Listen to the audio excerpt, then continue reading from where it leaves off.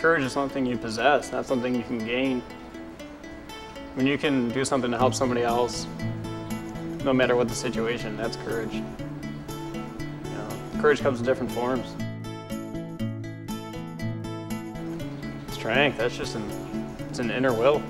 People that go on doing what they do best. I know people that are very, very sick, but they continue on somehow, and that's strength. Determination, just like motivation. I mean, you gotta have a goal and you gotta go for it. You may not reach it all the time. You may have obstacles to go over. But if you're determined to do something, there's always a will, there's always a way. Whether you adapt and you overcome, or you just reach your goal, that's determination. If you don't stop, you're determined to do it, you're gonna do it. People are gonna tell you you're a hero, you're brave, you're courage, your strength, you're everything that everybody else wants to be. I mean, there's different situations for everything. Whether you take advantage of it or you turn a blind eye is up to you.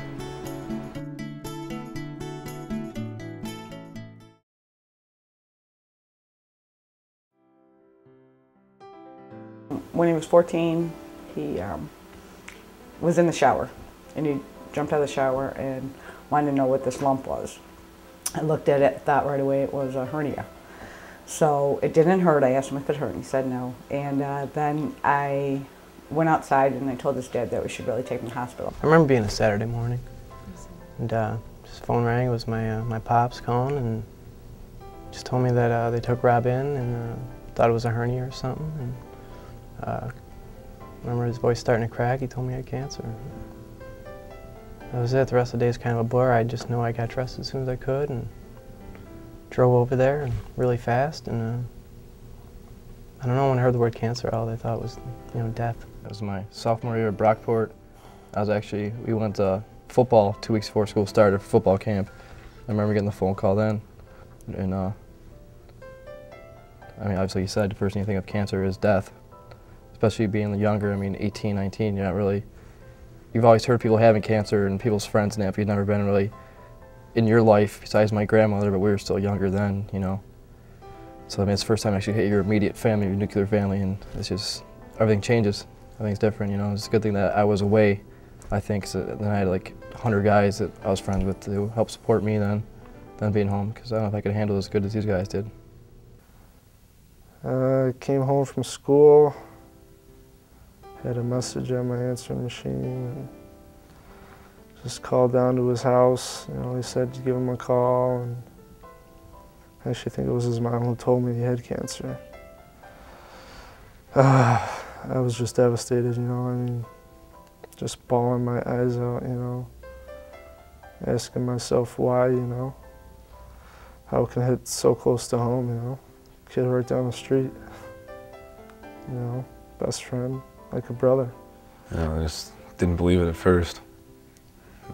I actually don't even remember the day. I remember like the times afterwards, like going to the benefits and stuff like that, and I don't remember the day I found out at all. But I remember all the stuff, like being there when he was going through it. It was rough for him. I was just taken back, you know, I was in shock. I mean, what can you do when you're told that, you know?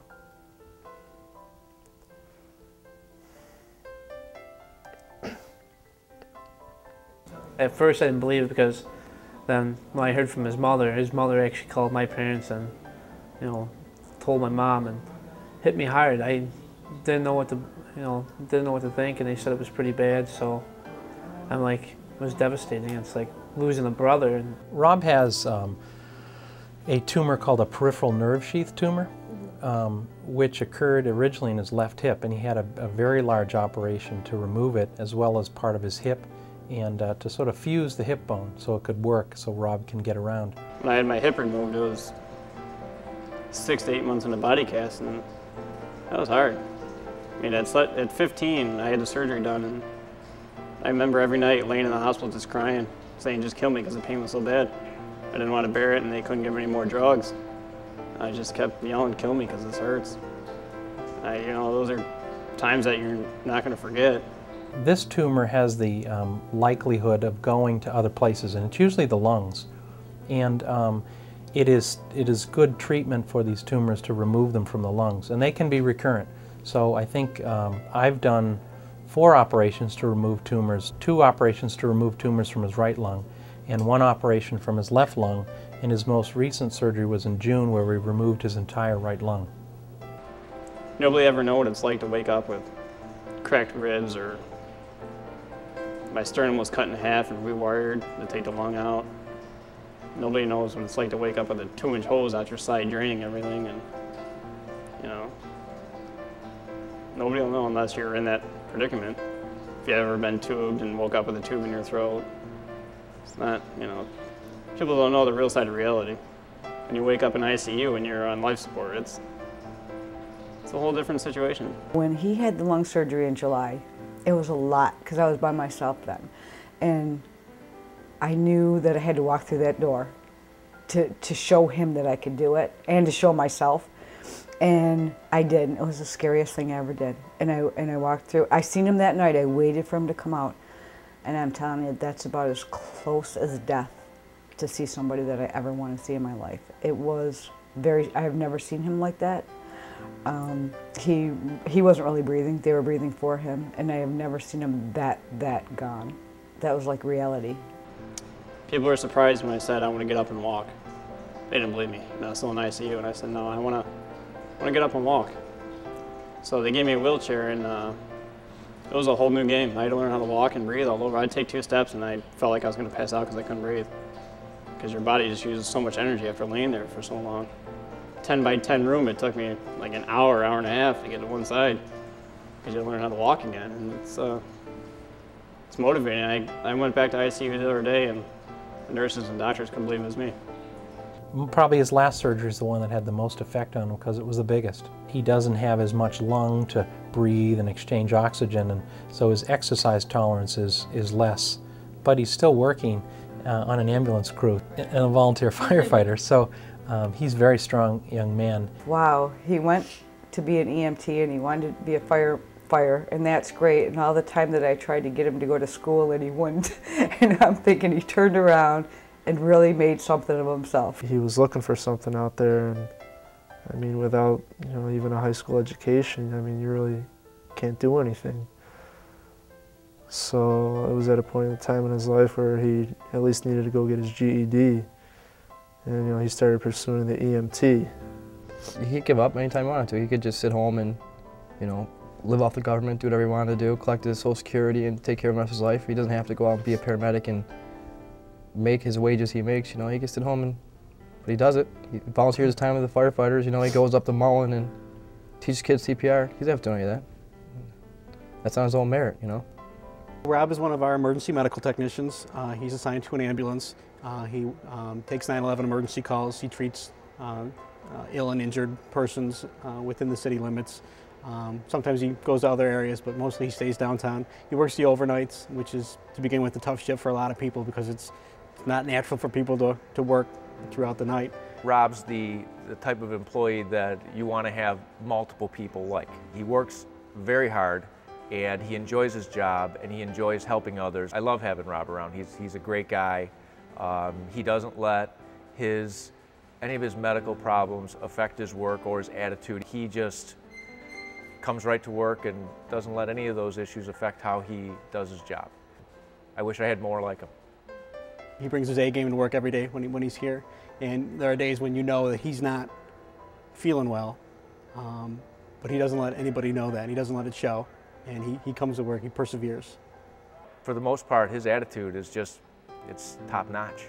So, and a lot of the employees that are around him feed off of that. You know, they see his abilities to come into work, do an awesome job, interact well with patients and with all the management and staff and fellow employees and colleagues, and you would think that he is deserving of having a bad attitude, but he doesn't look at it that way. He comes to work and switches it 180 degrees and tries to make a positive out of it. He wants to work. He amazes me that, you know, his dedication, his perseverance. I mean, I think that, you know, if more people had that same dedication and those values, that we'd be a lot better off. I come from a long line of firefighters, my whole family. It's just, another way to give back to the community. Presently, he's helps us in a supportive role, exterior type firefighting duties, which could include everything from rehab to bottle refill to actually advancing hose lines or placing ladders or taking out windows. Rob has been around. He tries making everything that he can. There's some stuff he can't really make because of his condition, or he's been working for Room Metro, so he works pretty weird hours there. So he comes when he can. He's actually very active in our fire prevention duties and our public relations. In addition to firefighting, the fire department gets involved heavily in fire prevention. And in this past year, Rob came out and helped us do our annual campaign at all the elementary schools, where we speak with the children and we teach them about fire safety. Rob received our annual Firefighter of the Year award through the Exchange Club. We chose Rob this year based on the adversity he had gone through battling the cancer. What really amazed me about him and what made me decide to choose him this past year was a couple things. First, the fact that he's really never been in remission, but was able to maintain everything that he does, including his job and the duties at the fire station and the volunteer division. He set an example for the other members that maybe sometimes we all think we've got things tough, and he's showing us that even though you've got things tough in your life, that you can come back and you can do a lot for the community. The community has given him so much through all this. I think it's a way of him paying back other people for what they've done to him. If he can be an inspiration to anybody or his family, that's a great thing. In his mind, he's just another human being trying to get by, really. Just a regular Joe. And he's done some special things in his life, but you won't hear him tell him, you know what I mean? That's not his character. I'm telling you, I don't do him justice by saying how special he is or what he means to us. I mean, we're not just blowing smoke because we got a sick brother. I mean, this is a dude that would be special if he was 100% healthy and king of the world. It wouldn't matter, I mean, it wouldn't change him one bit either, and that's the beauty of someone like that. He gets faced with these, it seems every so often, every year or so, and he just constantly takes it in stride and just fights it, until he wins. And he's doing, a heck of a job, and thank God he's still here, Can't imagine life without him, I smile when I think of him because he's always itching to do something else, always wants to do more. And he's a very determined and very courageous young man. The greatest thing I ever heard was, you may be one person in the world, but to one person you may be the world. And that stuck with me for a very, very long time. And I still use that to this day to motivate people.